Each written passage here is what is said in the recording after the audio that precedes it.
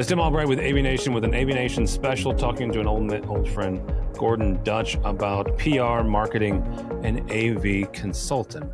Gordon Dutch from Resource. Welcome, sir. Thank you, Tim. Thanks for having me. So I met you, good Lord, 10 years ago, maybe, at ISE through a mutual friend, Nick Belcour from Peerless AV. And you have done a number of things in the industry. And about 4 years ago, you're saying 2020, you guys launched Resource. And before we get into some of the new things that you guys are doing and kind of the need for both global and local marketing and PR for manufacturers, talk for a second about what you guys have done over these last 4 years. Yeah, so obviously, as you said, Nick and I worked together at Peerless. I was one of the owners of Peerless. So 2008-9, they acquired my company and I joined the board there.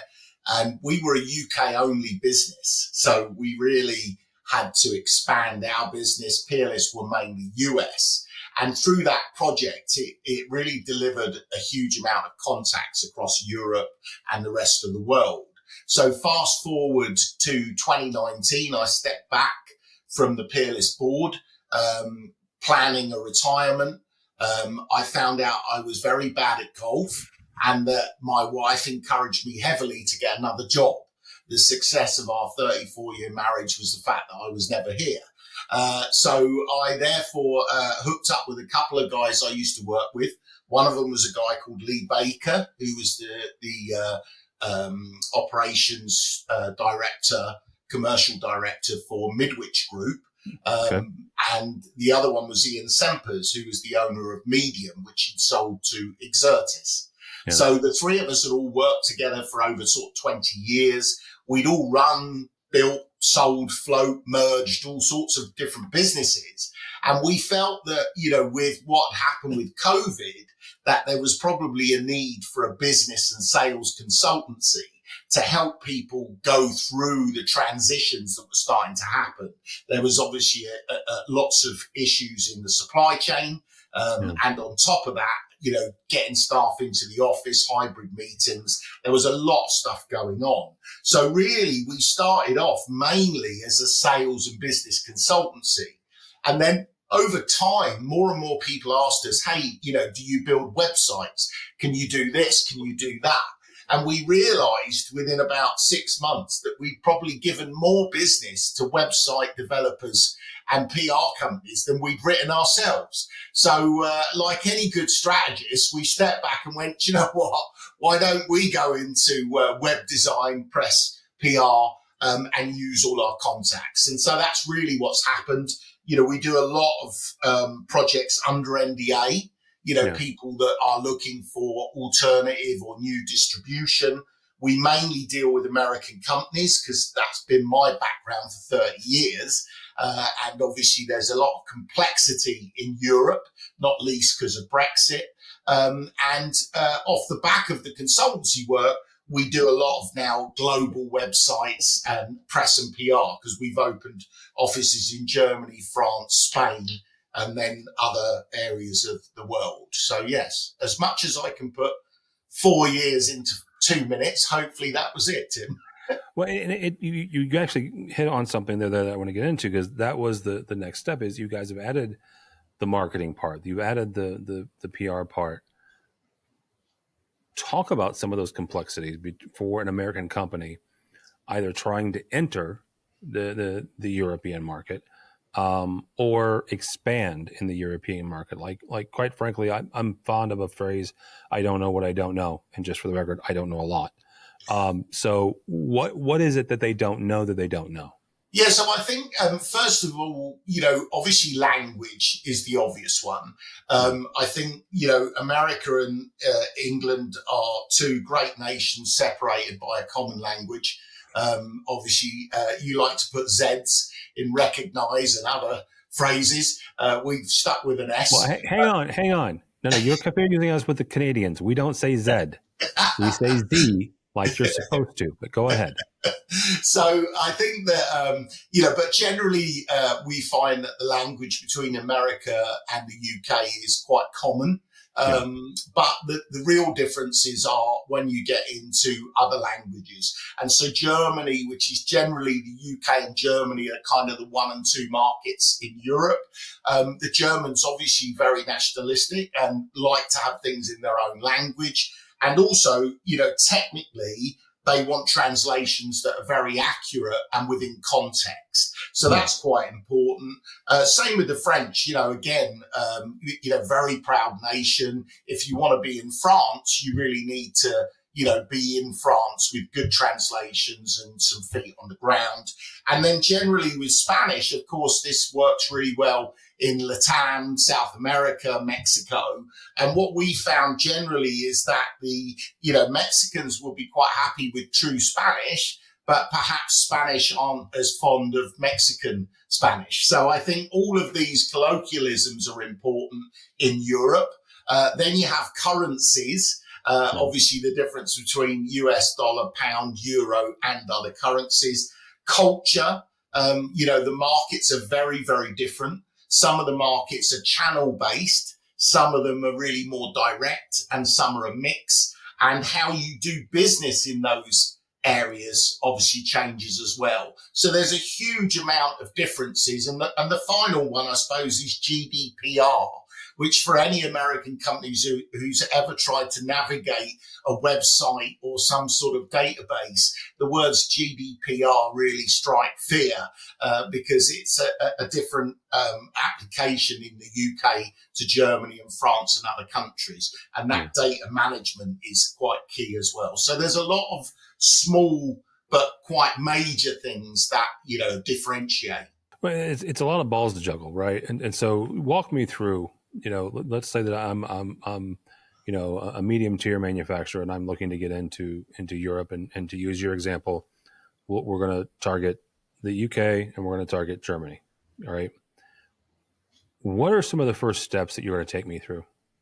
So the first thing we like to do, examine the existing business, because clearly if you've won in the US in certain areas and certain verticals, it would make sense to look at those verticals and where you can apply a copy and paste. But where that might differ comes down to competition in region. So what you really need to look at is, what is the product line? And when you're looking at the coming into Europe, who are your competitors in the local area?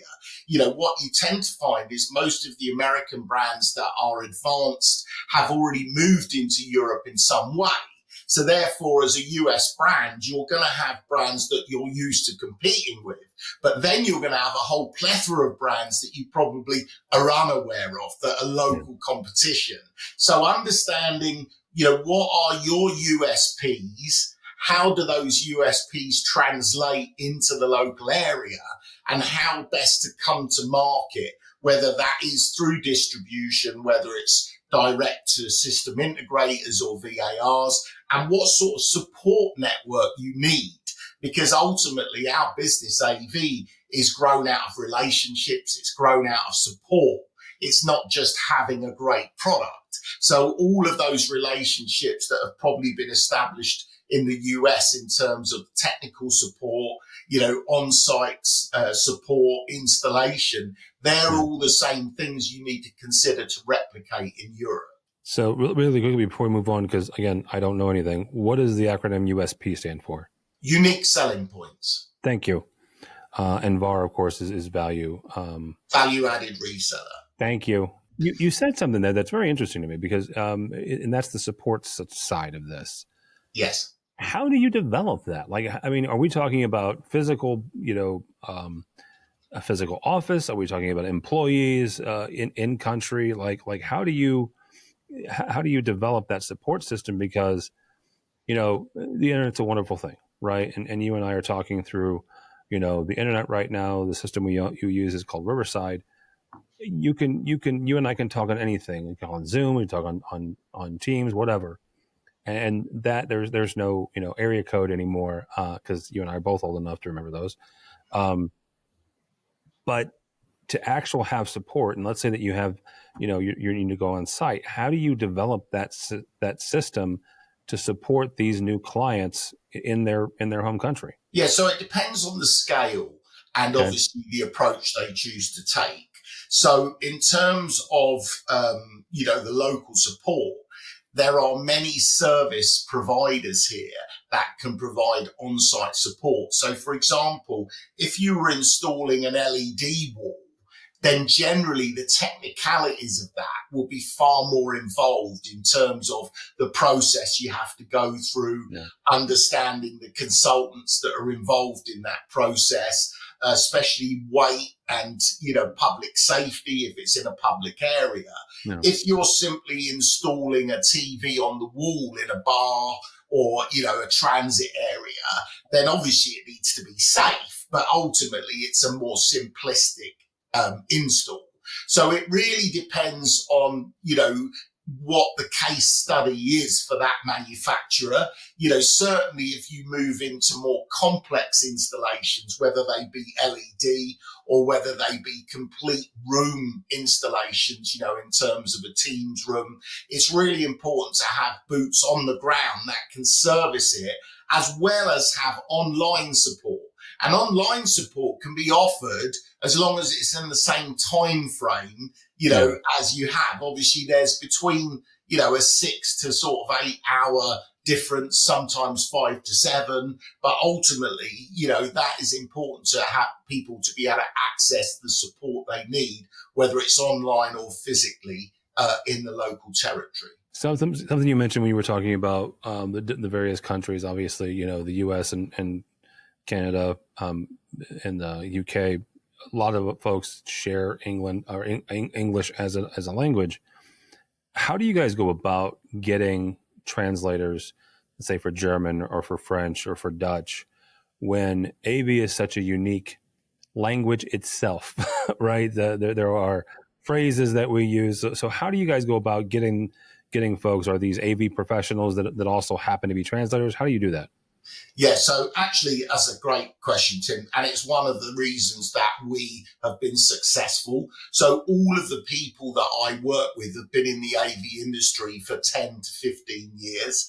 They're all generally ex-editors or ex-technical staff from manufacturers. So when it comes to translation, not only are they in territory and, original inhabitants of that territory, so they understand the language, but more importantly, they understand the context of the translation. And that's really key, because you can have a good literal translation, but when you drop that into our industry, it loses understanding in context because of the uniqueness of our industry. So we opened a translation hub in Düsseldorf in Germany. The lady that runs that is technically qualified as a translator in multiple languages. And then all of the PRs we use are in territory. So then they will proofread that translation and make sure it's absolutely perfect. It doesn't look good on a brand if they have Google Translate, or a poor translation. It looks like they don't care about that territory, to those people that, are based there. One quick thing before I let you go is you and I have both been to ISE, countless times.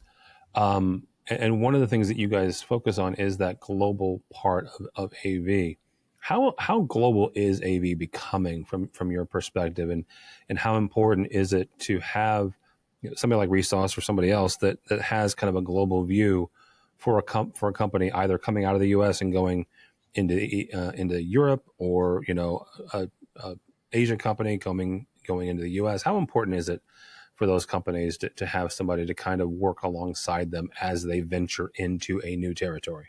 Yeah, I mean, in my opinion, it's absolutely critical. I think that, what we've seen, certainly even when I was running Peerless, is we started to see that, some of the global bids would be bid out in the US, in Germany, in the UK. So you'd have the same project coming from different territories while the end user was looking for any advantage they could get. So I think that, having global capabilities as a business development team was really important to us, and also having the ability to service clients globally. I think especially the larger blue chips, when they deploy new teams, rooms or Zoom rooms or whatever it is they're going to deploy, they really want consistency within the product range, within the software, and within the service sector. So I think, global is absolutely critical, along with local knowledge, and that's really the mix of the two. Thinking globally, acting locally is really the jewel in the crown for me, I think, for most companies. Gordon, last question here is, if you're consulting, again, my mid-tier manufacturing company, what's one piece of advice you would give somebody as they look beyond their own borders?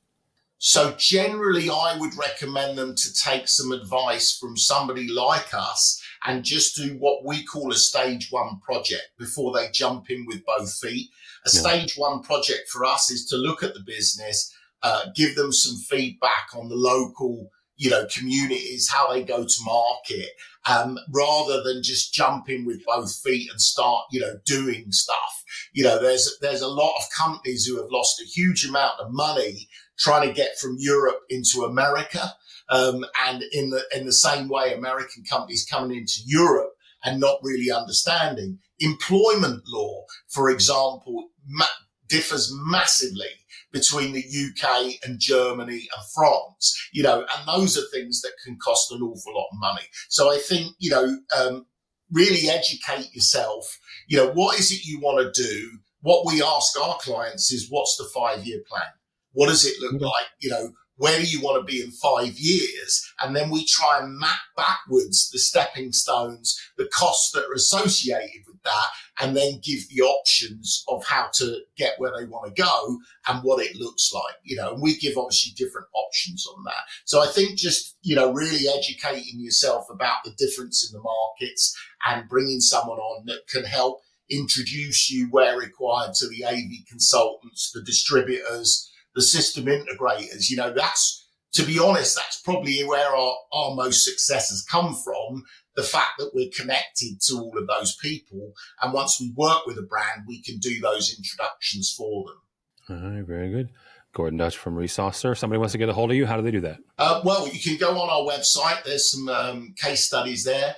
That's www.re-sauce.net. Or you can just email us hello, HELLO, at re-sauce.net. All right, very good. Gordon Dutch from Resource. Thank you much, sir. For us, for AVNation, go by our website, avnation.tv. That's avnation.tv. Find more programs like this and a host of others. All that and more at avnation.tv. It's avnation.tv. The network for the AV industry. What are you listening to? This is AV. This is AVNation. This is AVNation.